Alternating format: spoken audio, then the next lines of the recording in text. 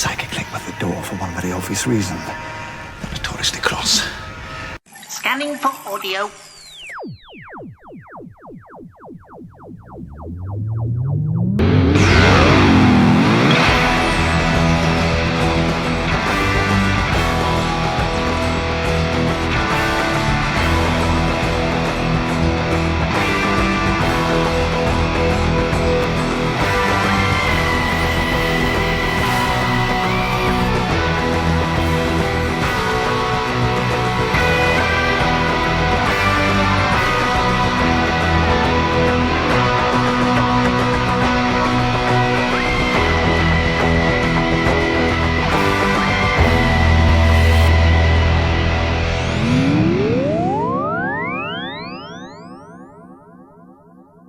Welcome to a Tin Dog podcast. Before I start talking about episode 11, I just want to ask you, yes you, not the person next to you, not the person who you think's downloaded this, no, actually you, a question.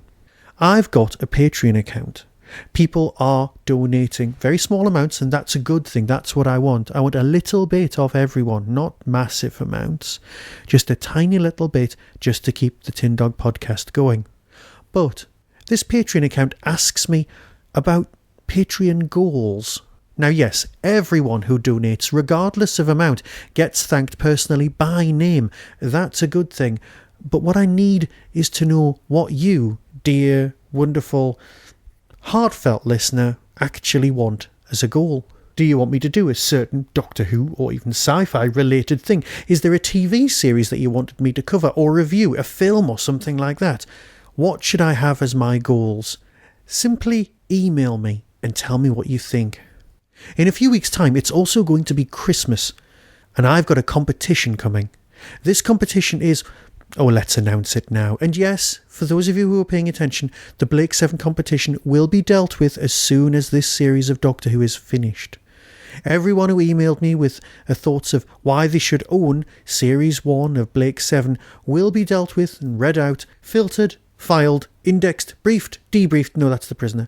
Either way, I will sort that competition and there will be a winner. But this prize, dear listener, is a Blu-ray multi-disc set, limited edition, numbered, of all 10 of the Doctor Who Christmas specials. As I said, this is a limited edition numbered thing, and the BBC have sent me this wonderful box set to review, and I'm going to give it to you as a prize before Christmas. You've got until the 15th of December to enter this competition and to win it. So what do you have to do? Simple enough. Tell me, who is the hybrid in this series of Doctor Who? Who or what is the hybrid? Yes, you can enter a competition without knowing 100% certain who the actual hybrid is. So you can either wait until after you've found out in the episodes, or you can have a wild guess and a wild stab and try and make me laugh. So yeah, that's the competition question. Who or what is the hybrid in Doctor Who? Simply email tin-dog@hotmail.co.uk and tell me the answer, and I'll send you a fantastic Blu-ray set. I'll even pay the postage for you. Oh, and I just want to say that there's a fairly new podcast out there that I just wanted to attract your attention to. The Terminus podcast. Like me, an individual host, but unlike me, American and female, with a whole different take on Doctor Who. If you like me as a solo host, or you like the Verity podcast as a female perspective, that's the place to go. Find it on iTunes, just find it somewhere. It's well worth a listen. So while you're thinking about all that, let's have a review of Doctor Who. You will notice a second shadow next to yours. Your life will then be over. Welcome to the review of episode 11 of this series, the 2015 episodes of Doctor Who. I'm not completely sure what to say about this episode. Yes, sterling performance from Capaldi. Absolutely spotless, immaculate. It's the sort of thing that people spot and go, yes, this man deserves an award. An entire almost an hour with him and the back of Clara's head was it just me, or when you were expecting it to turn around and just be hair, or have no face, or, I don't know, have something else going on? It was just sinister. But that's beside the point. This is the sort of thing that wins awards. This is the sort of thing that would have been an absolute nightmare to write. This is the sort of thing that had me going, haven't Big Finish done this at least 3 times? But let's not go there. Obviously, if you're interested in that sort of thing, there's always Shazero or even Chimes of Midnight, if you want that sort of thing. Yes, there are echoes of other texts. Maze Runner was the first thing that sprang to mind. And of course, it's nice to see the Witch Kings from Lord of the Rings / the Ghost of Christmas Past / the Dementors getting work. You know, hooded characters really do need employment, and it's nice to have them hanging around these days even more. I'd like to say that I did watch The Muppets Christmas Carol this week, and it was nice to see that exactly the same character was seen in that as the Ghost of Christmas Past. But of course that's what this is about. It's about being trapped in memory. Is the Doctor now 2 billion years old? Can he remember all of those things? He says he can, but of course he can't. Is he trapped in a world that keeps resetting itself, a closed power unit? You know, one of those physically impossible things. But of course they are Time Lords. You have to let them off. But everyone's just going to be talking about the payoff at the end. Oh look, he's back on Gallifrey. Gallifrey's back. Yeah, that's the sort of thing we'll all be discussing. We'll skate over all of the business with the fact that he ends up wearing the previous incarnation's clothes, and were the clothes in the first place there, or were they waiting for him in the first time, not the 7,000 years in that we get to experience this time? Yes, there'll be people out there going on and on about how that last ending sequence just before he broke through the diamond wall, how that was just mind-numbing, how it was just laying it on so thick and repeating and repeating and repeating. So much so that you were just kind of, yeah, Mr. Moffat, we get it. It's a point made. You're now labouring it. Stop it.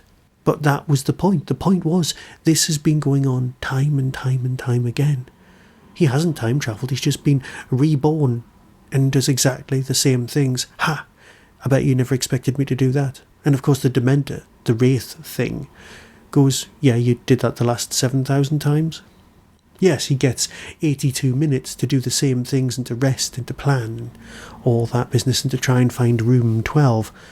But, yeah, so what? So yes, there's the Maze Runner aspect where everything's changing and it's all clockwork and it's rotating, and it's not a problem, is it? It's really not.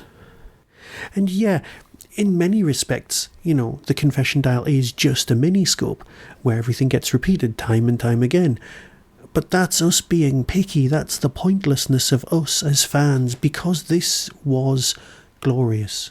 Everything you need to know about the episode is laid down on paper in the first 15 seconds. That opening speech, that dark and foreboding, almost poetry, is the plot. It tells you everything you need to know, and absolutely everything that you need, that you learn from this story is there. And you know it all at the beginning. You know it going in, and it still manages to surprise you. Yes, and make you jump. And yes, the Doctor being locked by himself is the sort of thing that Big Finish does perfectly. It's great. I can't tell you how impressed I was, but it left me feeling slightly hollow, and I can't for the life of me work out why. Perhaps it's tiny things like him saying that leaving Gallifrey because he was bored was always a lie, making the last 50 years a lie, making the 5 Doctors gag at the end a lie.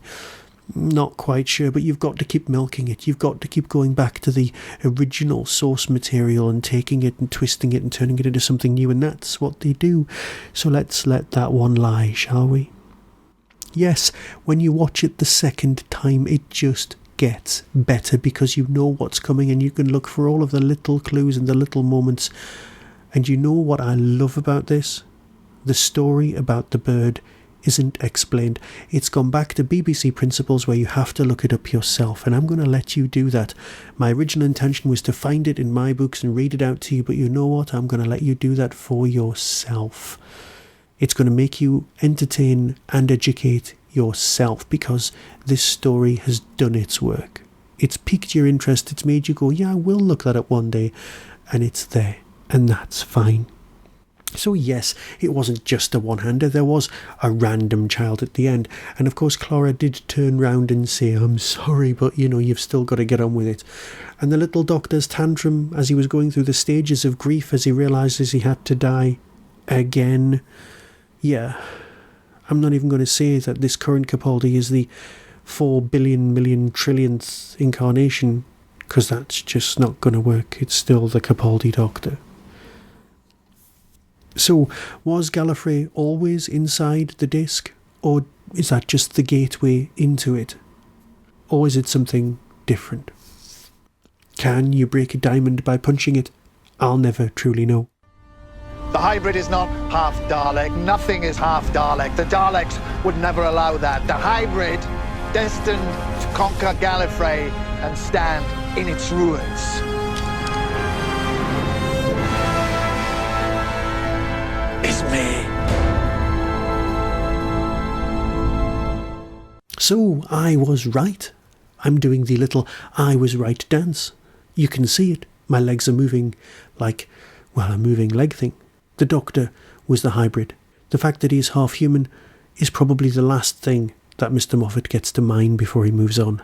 He gets to set the record straight, to fix the past, to make things right with the world, and that, for me, is what's happening. I haven't seen episode 12, so I don't really know, but it is the only way that he could be a hybrid and could always have been a hybrid and could always have known that his was part of the destiny. Now, answer me this.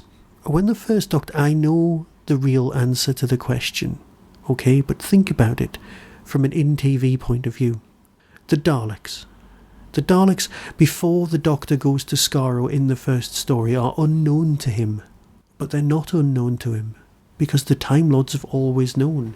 So perhaps in a certain timeline, the Daleks never left Skaro. They never became this evil, dominant race. They never, ever became monsters until the Doctor leaves Gallifrey and starts the whole thing off.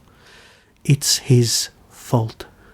That's why the Time Lords suddenly know, and they suddenly know everything. There isn't going to be a Dalek Time Lord hybrid. There's going to be something brought about by a hybrid that will bring about the Daleks.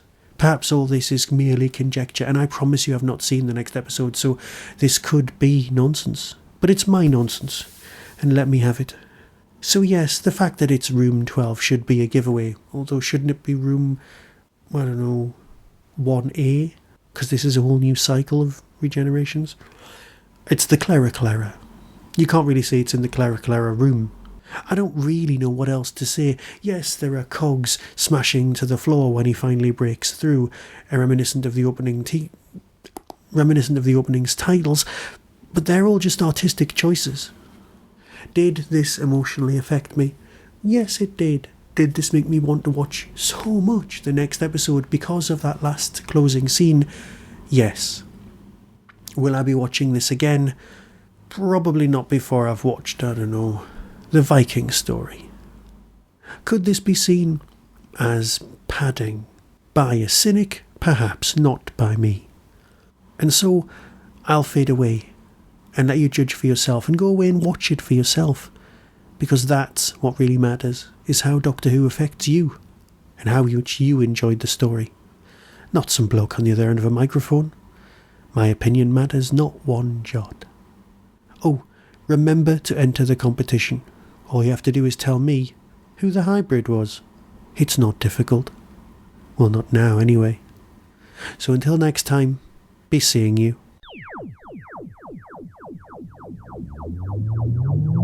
You've been listening to the Doctor Who Tin Dog Podcast.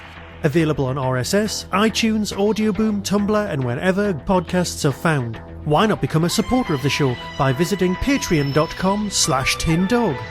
Doctor Who and its associated properties are copyright of the BBC and no infringement is intended.